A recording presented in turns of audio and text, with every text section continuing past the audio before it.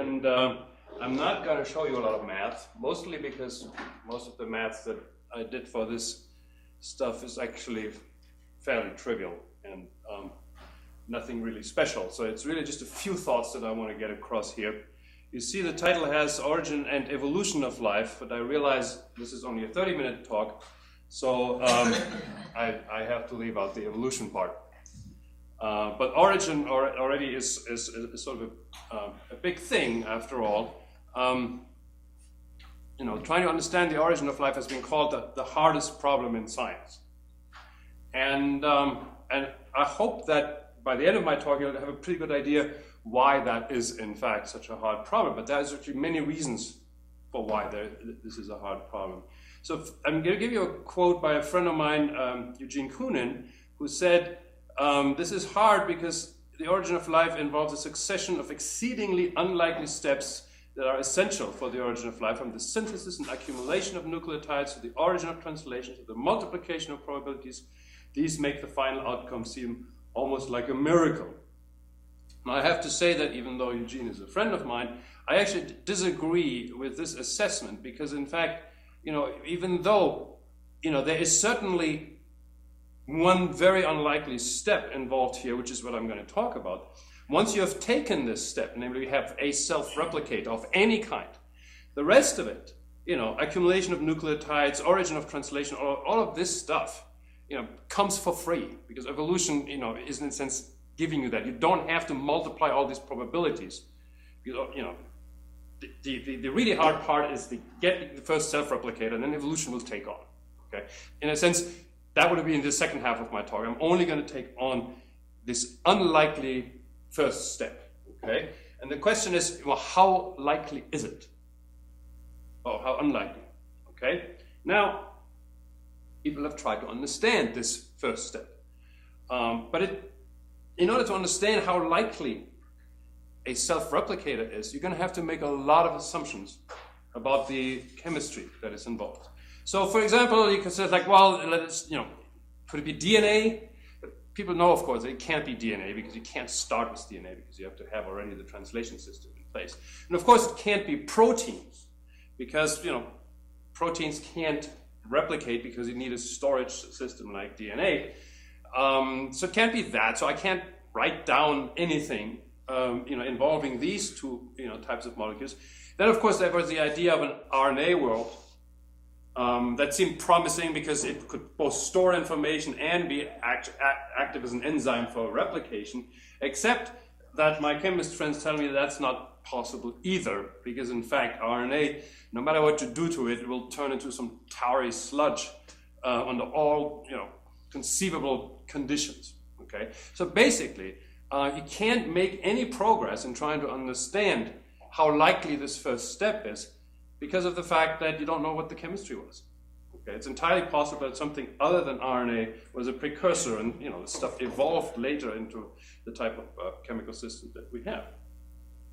So, well, what are we going to do to try to assess the likelihood of spontaneous emergence of some sort of self-replicator if we have no idea what the chemistry is?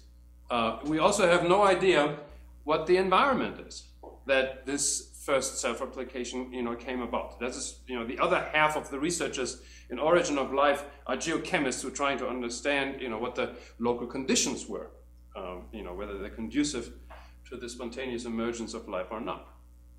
So what do we do? Can we say anything that doesn't depend on stuff that we have a very hard time assessing? Now, geochemistry is something that people, you know, have some pretty good bets, okay, you know, on what the environment is, but, you know, we're going to get back to that.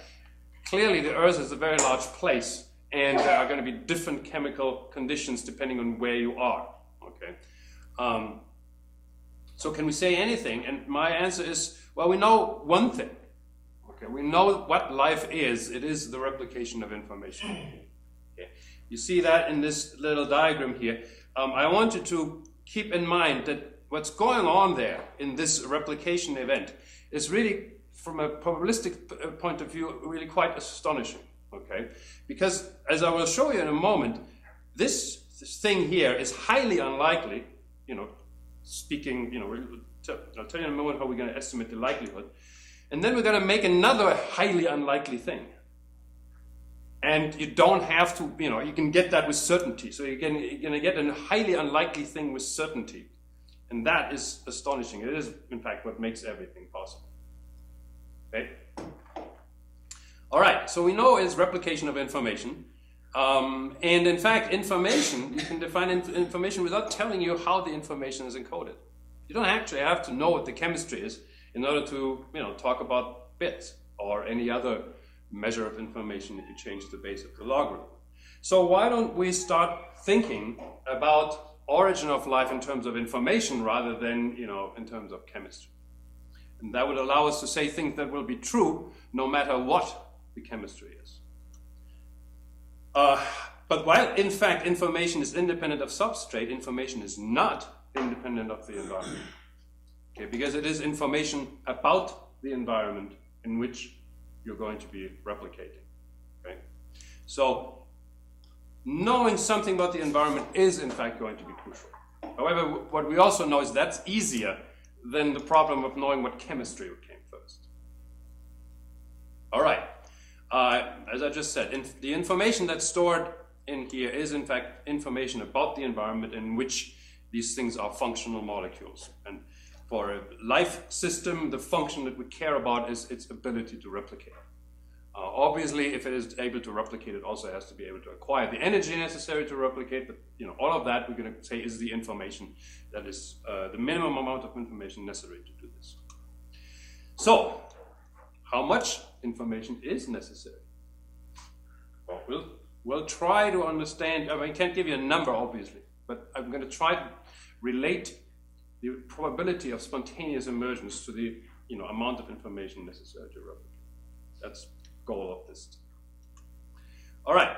So, how likely is it that X bits of information, and this information is about self-replication, emerges spontaneously? That's what we're going to try to calculate. And as you can see, as you will see, the calculation is both difficult and hard and easy at the same time, depending on what approximation you're making. So I'm only going to show you the easy part. Okay. All right. So information theory provides an answer, and we'll just make a few assumptions here.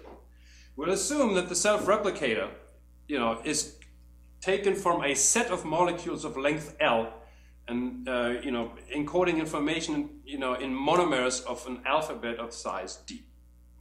So if it would be binary bit strings, D would be 2. If it's nucleotides, D would be 4. If it's amino acids, then it would be 20. And even though I'm fixing the length here, I'm just doing that because it's just much easier to do all of this stuff. I can also make the length variable. It doesn't really add anything specific to it. I also am saying I'm only going to look at the self-replication of a single molecule, but there's people who are saying, like Stu Kaufman, well, why do we have a group of molecules that replicate each other and you have an autocatalytic set? Well, it turns out that that's just, in a sense, a special case. What you can do is you can take this autocatalytic set, find the information in it that is sort of special, even though there's going to be some redundancy, and then basically say that's equivalent to one longer string that actually self-replicates. So the mathematics ends up being completely the same. It's okay to just simply talk about this long self-replicating string. All right? So we say that this molecule must carry the information to self-replicate. And once you have it, you're done, right? Because then, you can get a, evolutionary process to create more and more unlikely things, in a stepwise process. But because, you have to start somewhere, it's really this step that is the bottleneck. All right. So what is the probability to find a molecule with information I by chance? That is the question. So, all right. So we'll say we have capital N, which is the total number of possible molecules of length L. And I'm going to say N sub nu, think of it as neutral, is the number of self-replicators at rate X. At rate X or larger if you want to, okay, but at least rate X. Okay? You can make this extremely small in a sense, because for the first self-replicator, it doesn't matter if it takes 1 million years to make a copy. Okay, well, actually it does matter because of mutations, but as long as it can, faithfully make at least one copy within a reasonable amount of time, then you're good. All right? And now I can calculate the fraction of molecules that actually replicate with rate x in the set of possible molecules. Okay, that's this f of x, and it's got an x dependence because this is the number of molecules that replicate at rate x or higher. Okay, so that's easy, and I'm just going to repeat it there, because in fact, that is essentially the likelihood to find a such molecule by chance. Okay, if there is none, okay, then obviously this is 0. If every molecule, for some odd reason, would be a self-replicator, then obviously this fraction is 1 and the likelihood is 1. That is the likelihood. Okay. Now, let's see if we can relate that to information content. Okay. In order to do that, we have to calculate the information content of a sequence, and I've written about how to do that, but I'll show you the easy parts here. So suppose somebody gives me a sequence like that. Okay. How am I going to find out how much information is stored in it? And the answer is, well, let's first, try out a little bit. What I could do, for example, I could mutate one of the nucleotides, okay? And then I could see whether it still functions the way it used to function. So if I could, for example, let's say, let's not talk about self-replicators, let's talk about something that is a molecule that is active as an enzyme. Okay. If in fact I mutate this and the function ceases, then I know that this had something to do with that function. Okay. If it is a self-replicator, I could say, for example, I mutate this, and if it still replicates at the same rate, then I would say, well, obviously there's no information stored in here. Okay, it's a completely neutral site. You can write it. Let's say I replace it by C, G, or A. Then this would be entropic and not informational. Okay. And instead of mutating all of them, what I could do, of course, is take a adapted population and, before I say that, I might hit another nucleotide, and the replication stops. Then I would say, okay, there is information about replication stored in this base, and that would be informative, okay? Whereas the other one was entropic.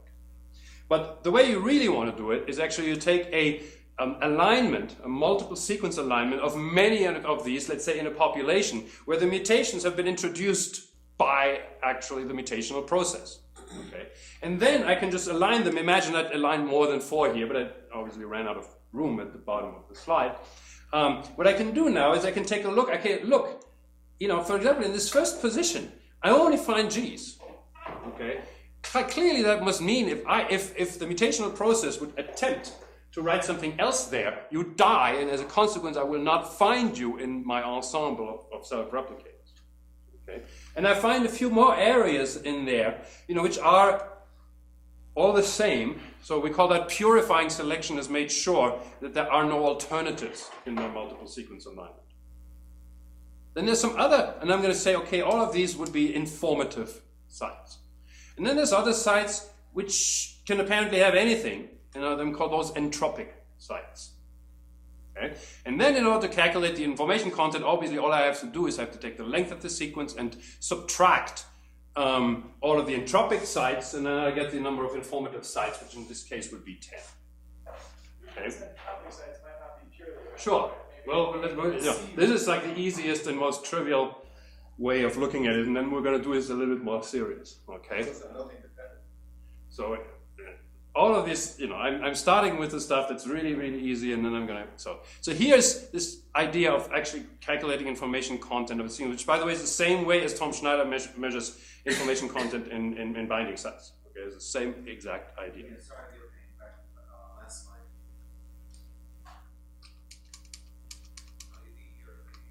Coming.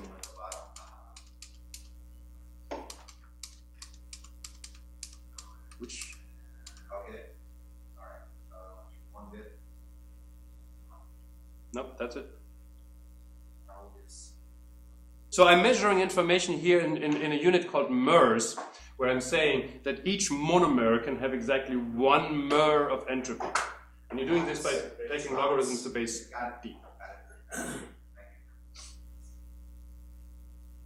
So L minus H, okay? So that's the information content in mers. That's the length in mers, which is the maximum entropy that you could have. and this is the actual entropy in MERS. Okay. Now, in reality, as we just realized, is the entropy is a p log p, because in fact, at each of so here these p's in fact are the probability to find a replicator of type I in an infinite population. Okay, so that's the most general way of writing down that entropy. It is really, if you think about it, a conditional entropy, because it is conditional on the environment in which the sequence finds itself. You change the environment, you change it all. Okay, you change the environment, for example, here on Earth to Martian conditions, and suddenly the information that's stored in our genes becomes zero. Well, not exactly immediately, but at least theoretically, because when we all die, all of the nucleotides essentially will end up having equal frequency. So this is a conditional entropy, even though it's not written like that. But just as an aside, if you're really serious about trying to understand entropy in information, the moment an entropy is not maximal, it is in fact conditional. Okay, but never mind that. If that confuses you, we can talk about this in more detail, or you can read my blog about what is information. All right. So the previous approximation that we did, we actually said that each self-replicator has the same exact fitness. Okay, which would mean that we basically say it's 1 over the number of possible replicators. And as a consequence, if you plug that in, you get log n nu for that. Let me show you that. So then the entropy is log of n, okay? And this first approximation is the following. The length of the sequence, of course, is just the logarithm of the number of possible sequences, and that's because the number of possibles is d to the power of l, okay? And this entropy in the approximation was, of course, just the logarithm of the number of possible self-replicators. And in fact, then if you write down this difference, this information stored in the sequence about the environment is, in fact, just minus the log of that likelihood fraction. Okay? So basically here, the information is minus the log of the likelihood fraction. In fact, this likelihood fraction, Jack Szostak has talked about that as the functional complexity of a molecule. And here it would be the functional complexity of the self-replicator. If you don't know Jack Szostak, here's Jack, who is also a good friend of mine, and he has a huge advantage over me. Besides the fact that he actually knows information theory, he also got a prize in Stockholm. I did not. But according to this meeting, I'll just have to wait long enough and do this long enough, and then maybe, there'll be more. But in any case, what that means is that this functional complexity is in fact just d to the minus the information content. Okay? And we realize that that is in fact the likelihood to find the sequence by chance. And now we really see the problem of spontaneous emergence of life. Because if this is sizable, okay, let's say this is 100 bits or 100, even let's say 100 MERS. Okay, the likelihood will be extraordinarily small, exponentially small. How small? Well, too small actually, so that this could happen. Okay, it would not happen in 1 billion years. It would not happen in 100 billion years. It would not happen in probably millions of lifetimes of the universe put all together. Okay, these numbers become so small that in fact they are essentially zero. Okay, so what are we going to say about that? Because here we are, right? Well, it turns out that let's go back to the assumptions of these formulas. Okay, so I just said information for the self-replicator must be small, otherwise the event is extremely unlikely. But it is also very, very unlikely that you could self-replicate with just 5 bits of information. Okay. In fact, I think it's completely out of the question. So let's re-examine these assumptions, all right? So we said, okay, I is L minus H, information content in MERS. Here's the posteriori entropy, and the other one is the a priori entropy. And we said, well, it's length minus entropy, okay? But let's look at this again. What we really have here is the maximal entropy in the space of possible sequences. Okay, and now I basically said I'll just write this as a q log q. And then I'll say, well, these Q's, what they really are the probability to form a random molecule, or molecule I. Okay. Again, we don't know, what these are, but we're going to make some approximations in order to at least get an idea of where this is going to go. Okay. So here, basically, I said, look, this entropy, which is the a priori entropy, doesn't necessarily have to be L. Okay, it's really given by this. If I knew what are the likelihoods that any possible molecule among the sequence length L molecules is being formed naturally, then that would be that entropy. Okay. All right, and here is in fact the posteriori entropy, the one that's selected for. Okay, and we're really interested in that difference rather than this difference. Okay, in fact, we can't really estimate this entropy because we don't know what the likelihood of any self-replicator is because we don't have an infinite ensemble of sequence. Okay? So we don't know what it is, but in fact we can write down an expression for this entropy in terms of the entropy of monomers. Okay, so this would be the entropy at the first and the second and the third, fourth, fifth site, by itself.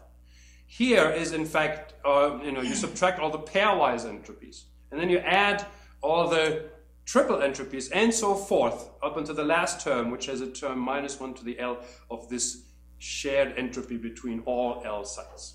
Okay. This is an exact formula.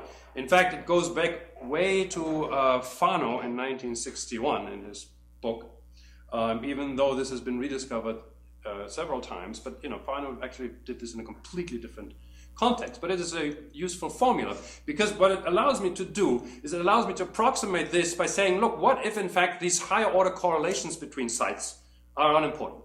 Okay, so like this one, I mean, it's like that looks like a term we can probably ignore, even though whether or not we can do that, we would have to have this high statistics. So what exactly is each 1, 2, 3, 4 L? What is he? So this one, just imagine you have a Venn diagram between all of these sites, and this would be the center of the Venn diagram. And you make this in higher dimension, it will be the one that is shared by everybody. Then if you cut this at any order, you're not guaranteed positivity. No, absolutely not. This thing can be negative. Right. But so basically, in my work, I usually ignore already this and all the subsequent terms, because in fact there's very little evidence that these things are important. They might be, but in order to detect them, you need to have very large ensembles. This term, however, is very often important. It looks for pairwise correlation. So if you have an RNA fold, for example, you have very many of these pairwise correlations of those sites that actually, form Watson-Crick pairs. So you should always keep this one, but we're going to neglect it even here, just in order to get through this. Okay. I heard somebody say one of those terms. This one, yeah. That's not just a compound, that's just not entropy. No. So this can be negative, for example, in cryptography. Okay. H can't be below 0. This is a triple entropy. Okay. Yeah, it can be negative. In fact, I can show you for the one-time pad cryptography, this is -1. There's a very good reason. It's basically, by knowing something, you can take away information. Anyway, this is besides the point. We can have that discussion. It's the proof of that is a single line, okay, and then you'll believe. Do you have some weird definition for your compound entropy? Yeah. Yeah. Or I could, we can look it up and check Fano's book. So, Venn diagrams. One entropy, second entropy, information between 2, information between 3. Yeah. It's just instead of chopping up the Venn, I'm asking about the specific definition of H with more than one term. Yeah.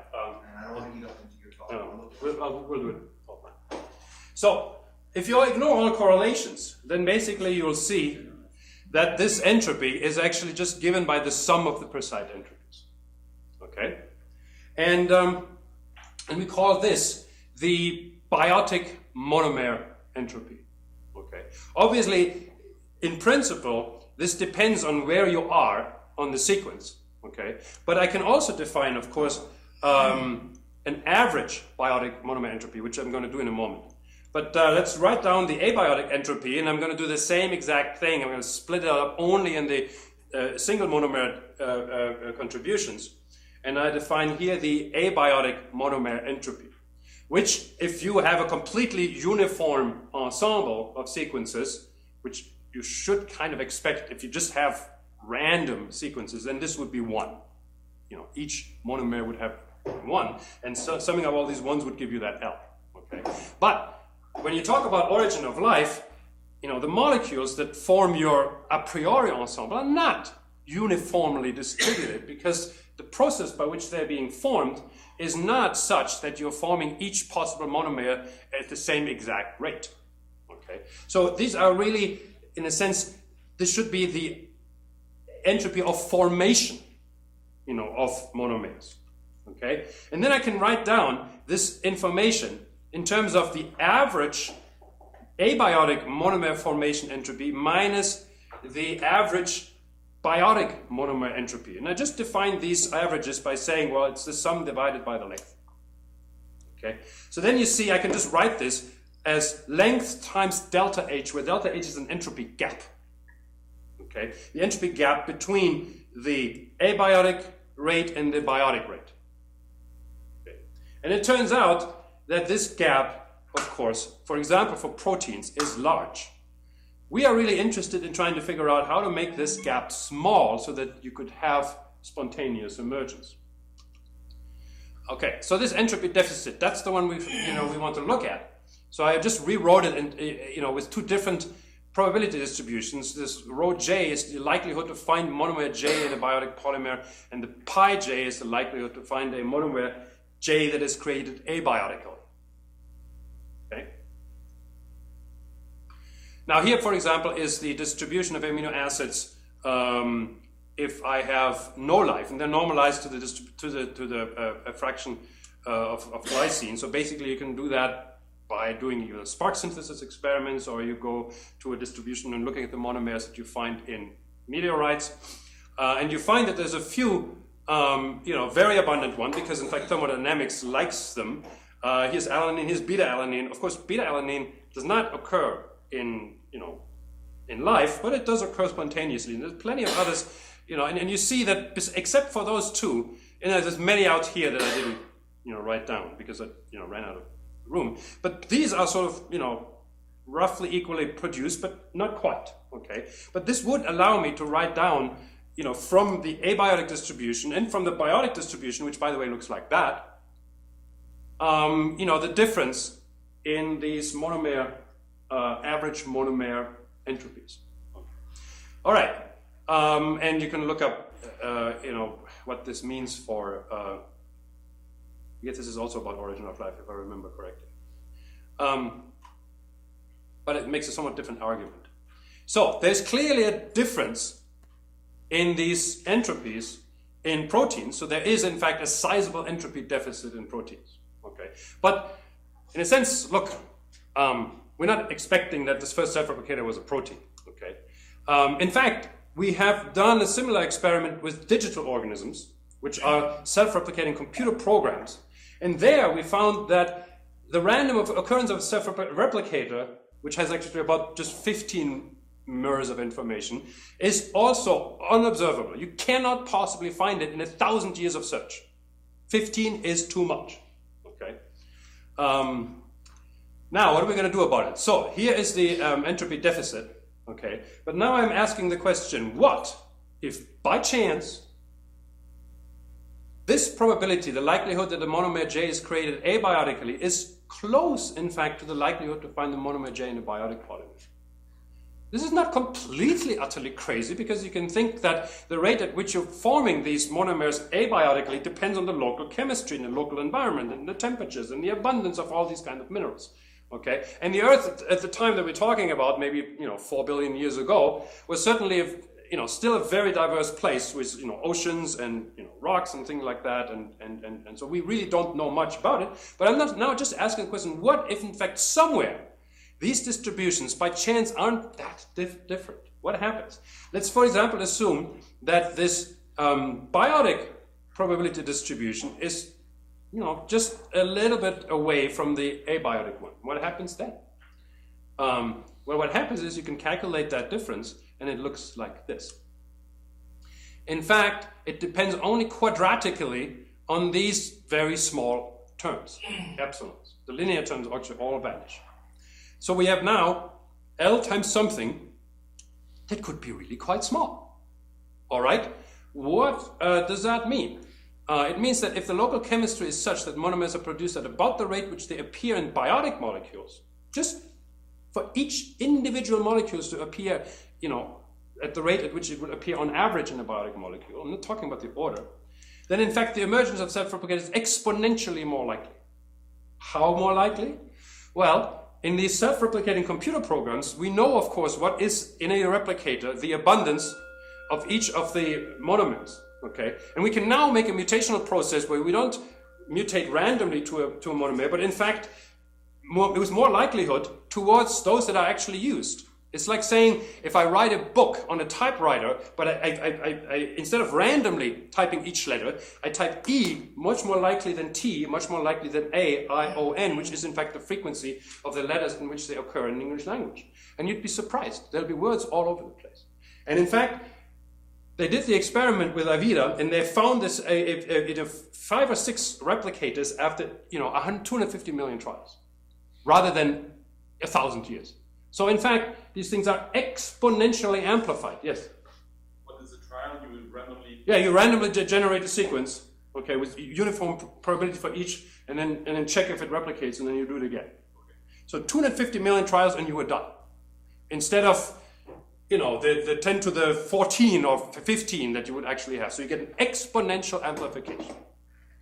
Well, that actually leads me, this was actually done a while ago, and I couldn't understand it for the longest time until I did the calculation. And I realized, all you have to do is have the monomers being produced in a biased rather than an unbiased way, and just be lucky that the bias is in the direction of the biotic distribution, and you're done. Okay? So to access the likelihood of spontaneous emergence, we should take chemistry out of the equation and study information instead. The likelihood of emergence depends exponentially on the entropy deficit, and this entropy deficit can be minimized in an environment where biotic utilization happens to be close to the abiotic generation of monomers. And that may, if you're lucky enough, of course I don't know the environment on early Earth, but now it's actually not in the realm of absolutely impossible, but it has come into the realm of possible. Yes. So it seems to me that you are hiding the problem into a different direction, right? So you just put it from one bin and put it into another. So generating a very random sequence or a very specific and uncharacteristic sequence out of a large possibility of sequences, what you say is that we need to have an environment which is uncharacteristically beautiful. And getting this environment out of all possible different environments, again, I'm going to throw in different production rates. There's 20 some sort of amino acids, not all of them used, right? The probability that you will have the environment which is absolutely close to the one in which you want it to be is also going to be exponentially expressed in the number of those amino acids, right? It's a good question. Am I doing that? I'm not sure I'm doing that. Okay, but it's certainly something that one should test. Okay. Environment is made out of dead. Well, so here's an example. Okay, if you take a look at the distribution of monomers of amino acids on meteors, okay, coming to us obviously not from Earth, that distribution is actually much closer to the biotic one than the one that we have in spark synthesis. Okay, we don't know why that is the case, but that's a pretty harsh environment. But in fact, it is quite a bit closer. In a sense, for these molecules, the entropy gap is sizably smaller, and in fact, it's going to buy you probably many orders of magnitude. One of the things that I did, or you can do it yourself by playing around. So the maximum monomer entropy for amino acids is 4.35 or something like that, measured in bits. Okay. If you just decrease that by 0.01, by having a more conducive distribution, the information will go down by something like, well, if you have a 300 residue protein, it will go down, in this case, by 3, which is a huge. It's d to the minus 3. So, 1 over 20 to the powers 3 that you gain by just having a tiny, tiny change in the, abiotic monomer entropy. So the beauty of this is you don't have to have a fantastically great overlap. You just have to be something that is more in the direction of abiotic, and this will buy you, because it's all appearing in the exponential, it will buy you many orders of magnitude. I did a calculation for the protease molecule of HIV, which is 99 mers long. We know that 76 of them are information, and going, basically just having a small modification of the monomer entropy buys you 64 orders of magnitude, to find it by chance. Yeah. To me, that looks a bit like a regularization argument. Basically, you say instead of having this needle in the haystack, you have kind of Baldwin type effect, or kind of an analogy of the Baldwin effect. Is it? Yeah, you can see it like that. The Baldwin effect, you use, in a sense, what you've learned, as a better starting point for evolution. I don't know if the analogy is going to be exact there, but as far as regularization is concerned, that's not exactly the same thing. In the equivalence of regularization and entropy is the choice of the base of the logarithm, essentially. Okay, but let me go on the Baldwin effect, because it may be now. Push a speculation a bit further. This is very speculative, probably completely wrong. That there may be processes that are basically driving it towards such a kind of. Yeah. So if you have such a thing, okay, it's called diagenesis. Basically, you have a certain particular set of molecules, and then you have a chemistry that modifies this. Okay.